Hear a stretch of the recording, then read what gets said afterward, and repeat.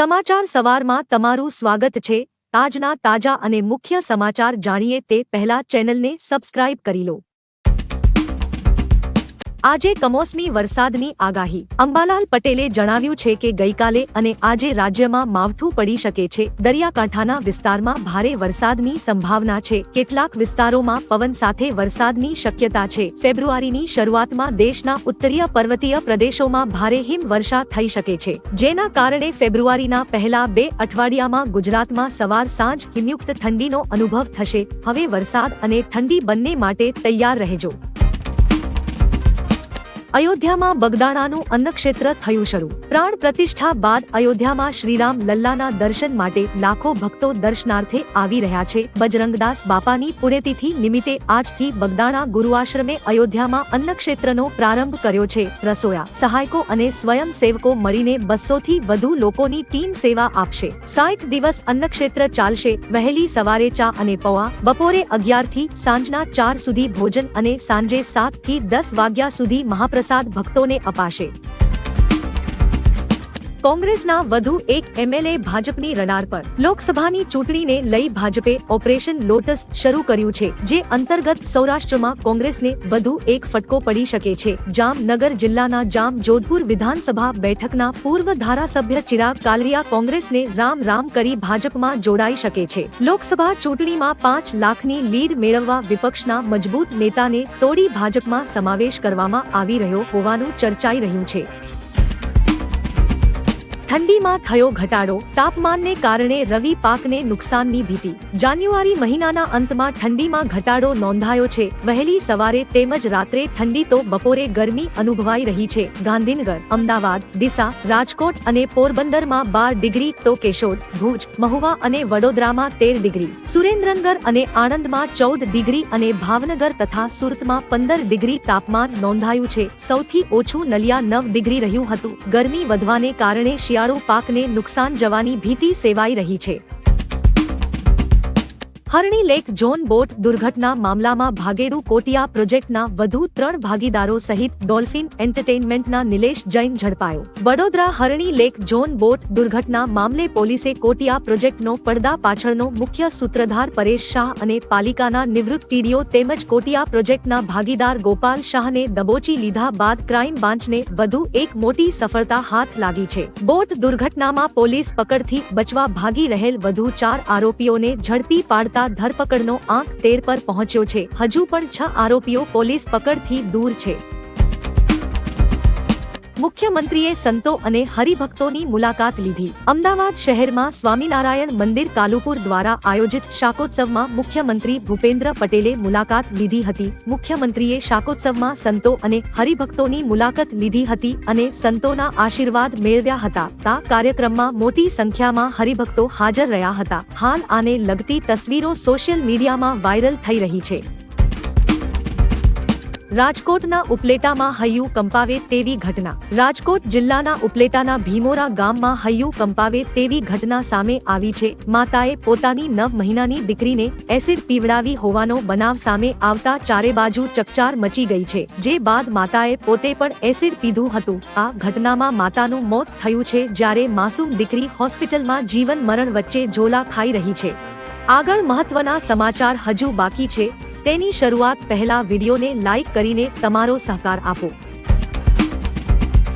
ખેડૂતોને વળતર ચૂકવવા કોર્ટનો આદેશ। બનાસકાંઠા જિલ્લાના 8762 ખેડૂતોને નુકસાનનું 11 કરોડ વળતર ચૂકવવા ગ્રાહક કોર્ટે યુનિવર્સલ શેમ્પો જનરલ ઇન્સ્યોરન્સ વીમા કંપનીને આદેશ કર્યો છે। વર્ષ 2018ના દુષ્કાળમાં થયેલા ખેતીના નુકસાન પેટે વળતર ન ચૂકવાતા વીમા કંપની સામે બનાસકાંઠાની 66 ખેડૂત મંડળીઓ ગ્રાહક સુરક્ષા કોર્ટમાં ગઈ હતી। ગ્રાહક સુરક્ષા કોર્ટે 9% સાદા વ્યાજ સાથે નુકસાનનું વળતર 60 દિવસમાં ચૂકવી આપવા આદેશ કર્યો છે।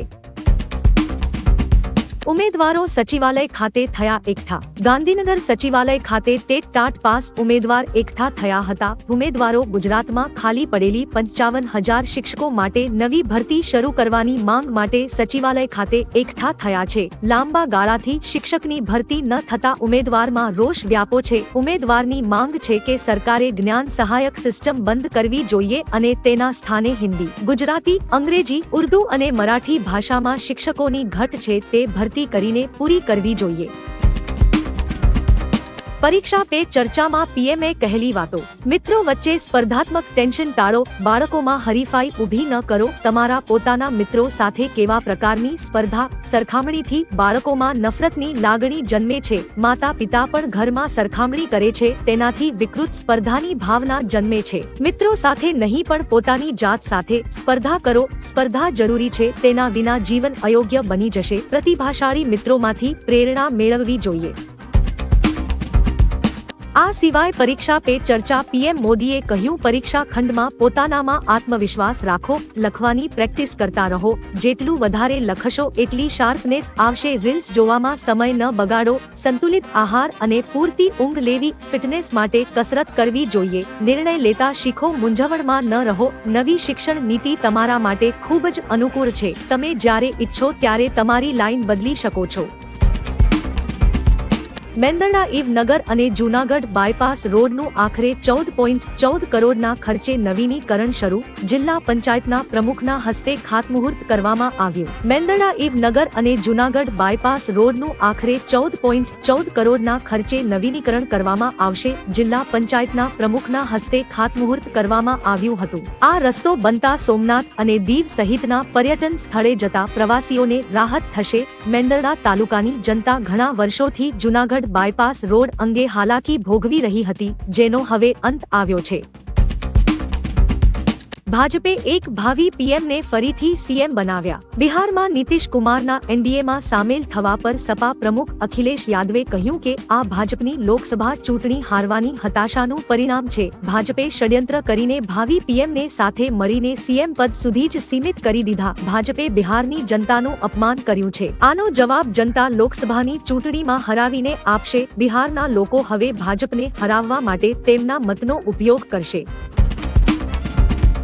જળાશયોમાં જળસ્તર ઘટતા લોકો અને તંત્રની ચિંતા વધી। રાજ્યમાં ઉનાળો આવ્યો નથી ત્યાં રાજ્યના 206 માંથી 103 એટલે અડધોઅડધ જળાશયોમાં જળસ્તર 50%થી પણ વધુ ઘટી ગયું છે। 15 જળાશયોમાં જળસ્તર 10%થી પણ ઓછું છે। કચ્છના 20 જળાશયોમાં સરેરાશ સૌથી ઓછું 47% જળસ્તર છે। રાજ્યમાં ઉનાળા અગાઉ જ જળસ્તરમાં થઈ રહેલા સતત ઘટાડાએ લોક અને તંત્રની ચિંતા વધારી દીધી છે। ફેબ્રુઆરીએ થશે મોટો બદલાવ। મળતી માહિતી મુજબ સરકારનું વચગાળાનું બજેટ 1 ફેબ્રુઆરીએ રજૂ કરાશે। સરકાર મૂડી ખર્ચમાં વધારો કરે તેવી શક્યતા છે। મધ્યમ વર્ગ માટે કેટલીક રાહતો જાહેર થશે। સબસ્ક્રાઇબર્સ પ્રથમ મકાનની ખરીદી અથવા બાંધકામ માટે આંશિક ઉપાડ કરી શકશે, જે ફેબ્રુઆરીથી લાગુ થશે। એસબીઆઈ હોમ લોનની ઓફર પર પ્રોસેસિંગ ફી અને કન્સેશન માટેની છેલ્લી તારીખ 31 જાન્યુઆરી છે। એનએચએઆઈએ કહ્યું કે કેવાયસી વગરના તમામ ફાસ્ટેગ 31 જાન્યુઆરી બંધ થઈ જશે। વિદેશ મંત્રી આવ્યા ગુજરાત, વિકાસ કાર્યોનું કરશે લોકાર્પણ। ભારતના વિદેશ પ્રધાન એસ જયશંકર ગઈકાલથી 2 દિવસના ગુજરાત પ્રવાસે આવ્યા છે। તેઓ નર્મદા જિલ્લાના વિવિધ વિકાસ કાર્યોનું લોકાર્પણ અને શિલાન્યાસ કરશે। તેઓ વડોદરા એરપોર્ટ પર આવ્યા હતા, જ્યાં વડોદરાના સાંસદ રંજનબેન ભટ્ટે તેમનું સ્વાગત કર્યું હતું। વડોદરા એરપોર્ટથી વિદેશ મંત્રી કેવડિયા જવા રવાના થયા હતા।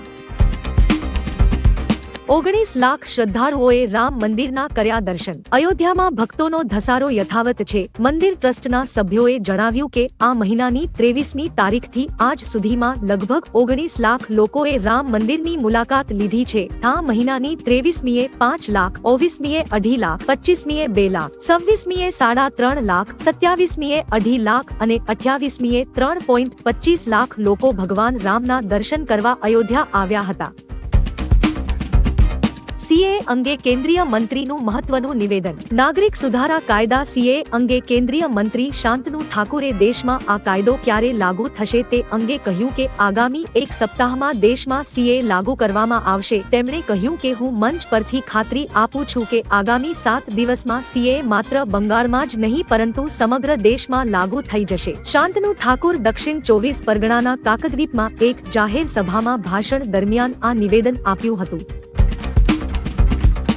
વોટ્સએપના નિયમો બદલાયા. વોટ્સએપે તેની ચેટ બેકઅપ સર્વિસને પેઇડ કરી દીધી છે. હવેથી વોટ્સએપ આ માટે ગૂગલ ડ્રાઈવનો ઉપયોગ કરશે. આ ફીચર બીટા યુઝર્સ માટે શરૂ થયું છે. જો તમે વોટ્સએપના બીટા યુઝર છો તો તમારું ચેટ બેકઅપ ગૂગલ ડ્રાઈવ પર સેવ થવા લાગશે. સ્ટોરેજ ભરાઈ જાય ત્યારે ગૂગલ ડ્રાઈવ પર ચેટ ડેટા સેવ કરવા માટે તમારે ગૂગલ વન પ્લાનનું સબસ્ક્રિપ્શન લેવું પડશે. ચેટ બેકઅપ સર્વિસ હવે ફ્રીમાં નહીં મળે. હવે યુઝરે પૈસા આપવા પડશે. વિડીયો નિહાળવા બદલ આભાર. આવતીકાલે ફરી મળીશું સવારે 6 વાગ્યે એકદમ નવા અને તાજા સમાચાર સાથે. Good bye.